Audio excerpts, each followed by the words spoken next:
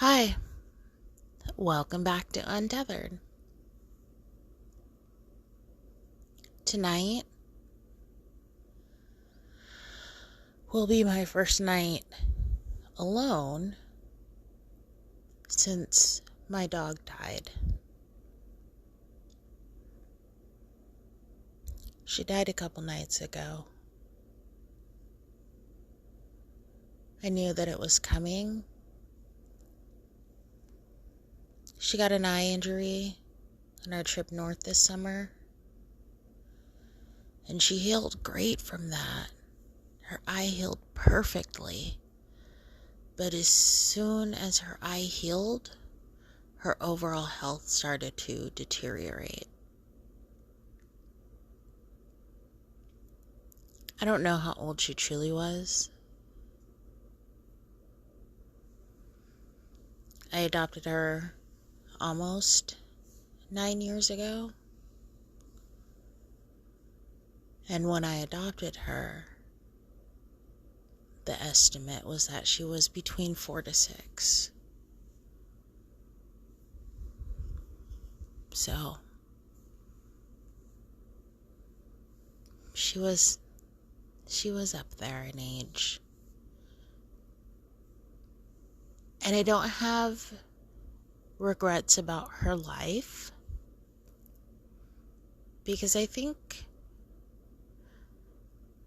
that I was a pretty good dog mom to her.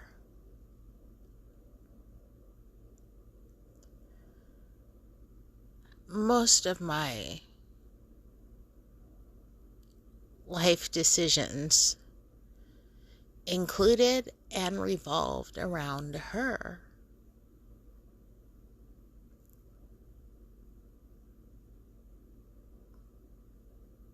So that's what I'm struggling with now.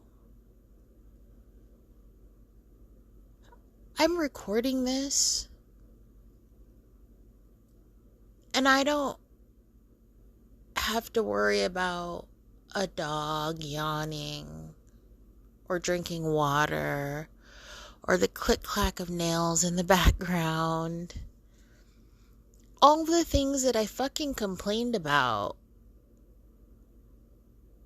a year ago when I was recording.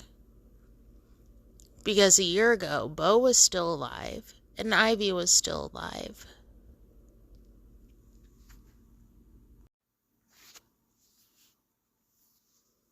Because a year ago, both of my pups were still alive. And I didn't see an end to our adventures. I knew there would be an end, but I didn't know it would be so close. And that both of them would be gone this year. So now, I don't have them to consider. I don't have a partner to consider. I don't have children to consider. I don't even have a job really to consider. Because everything I'm doing for money is kind of a side hustle.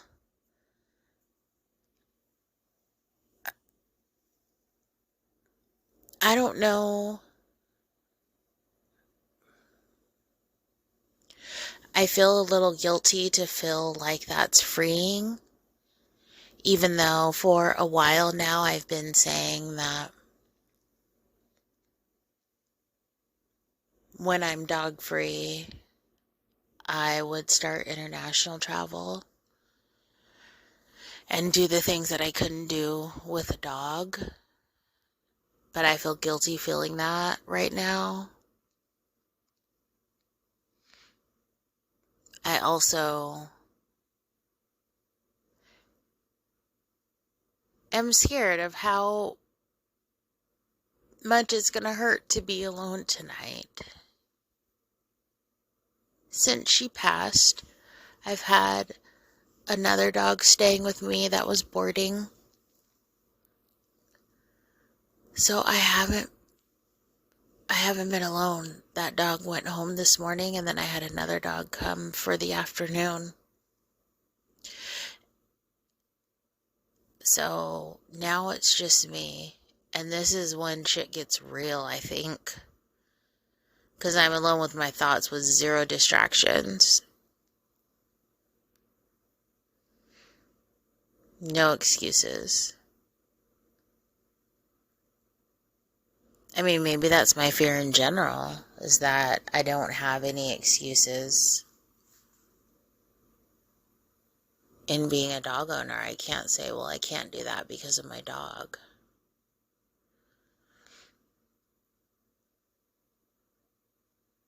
I also am slightly fearful. I also am slightly fearful because I know how many times in the past year and a half,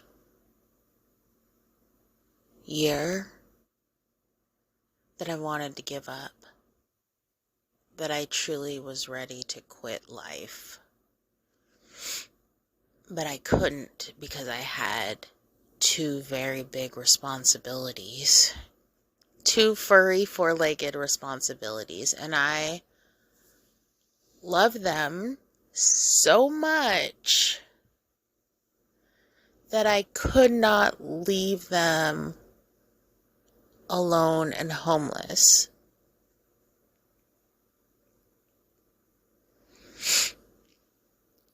I've actually been asking the universe and praying for a long time now that when my pup dies, just let it be before me. Because I didn't want her. She's such a weirdo. She was such a weirdo. She had such social anxiety issues. I mean, at one point she was prescribed doggy Prozac from the vet. Like, she had some serious issues. I took the doggy DNA test. I got the doggy DNA test done on her, and the vet from Wisdom called me to tell me that she was definitely inbred. Like, the girl had issues. She was my weirdo. I used to call her my weirdo beardo.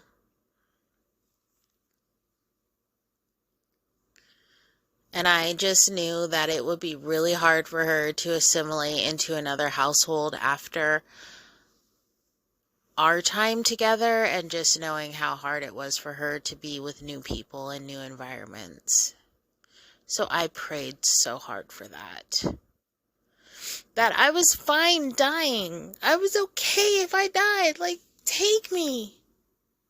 If I gotta go, it's my time to go. But please make sure that if I'm going, either my dog is going at the same time with me, like we're going down in a fiery car crash together, or that she go before me. So for that, I am so grateful, and more than I've been saying I love you and I miss you to her, I have been saying I'm so grateful and thank you. I'm grateful to her for everything she taught me and all of the adventures she brought me. I wouldn't be where I am right now. Like, my actual physical location, being in super rural bumfuck Arizona, would never have happened. Some of the people that I've met, I mean, she just played a massive role in my life. And for that, I am thankful.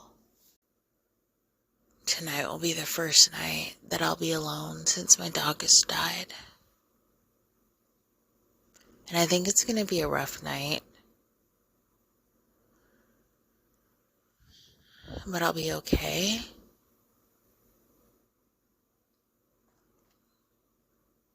And if you, in whatever random one person, or maybe two if I'm lucky, people listen to this, and you have a furry friend near you, pet them. Tell them you love them. Their time here is so short. And that's one thing I think I eventually learned with Ivy, that just let her fucking be happy. Because her time is so fucking short. And all of our pets are literally here for our entertainment. They're entertainment. They're no different than your, like, video game system or fancy fast car or a jigsaw puzzle, or I don't know, whatever people like to do. That's what dogs are for. Because most people these days don't have dogs for working dogs. That's a whole different thing. But for those of us that just have them just as companions, yeah, they're fucking entertainment. So, I don't know, treat your entertainment with respect and love it, and don't treat it like an annoyance, because they're part of your life, but you're literally their whole life. You get to leave the house. You come home and get fucking annoyed that they're jumping around because they're excited to see you. Because they've been in the house all day. Give your pet some grace. They're here for such a short amount of time. And they bring us so much comfort and joy. Like, don't be so strict with them.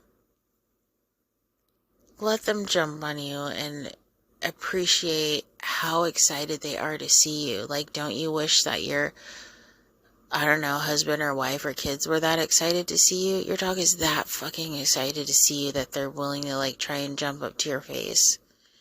Because they've been inside looking at walls all day. Half the time they can't even look out the window. Imagine sitting where they're sitting at their vantage point all day. Nothing going on for most of our pets. I'm getting off my soapbox now. But for my sweet baby girl Ivy's memory, pet your pups. Tell them you love them. And be there by their side till the end. Till the very end.